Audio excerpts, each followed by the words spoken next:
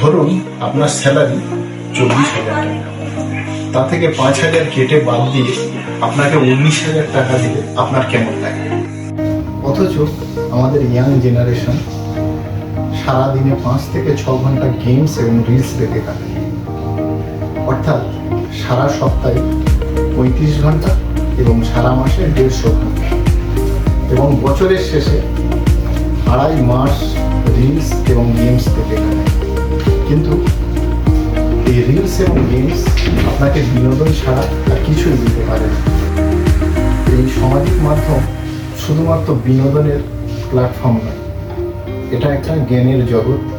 এতে আছে গুহাবাসী মানুষ থেকে শুরু করে মহাকাশের বিচরণকারী মানুষের নানা রকম ইনফরমেশন আছে, বিভিন্ন সময়ে ঘটে যাওয়া রাজ্য এবং রাজার উত্থান পতন আছে, বিজ্ঞানের নানান দিশা পৃথিবীতে আছে, অথচ এখানে নেই এরকম কোনো বিষয়ই নেই।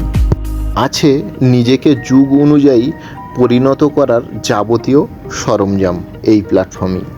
তাই আসুন আর একটু কনস্ট্রাকটিভ চিন্তা করি এবং নিজেকে রাজ্যের নাগরিক, দেশের নাগরিক থেকে বিশ্ব নাগরিকে রূপান্তরিত করি।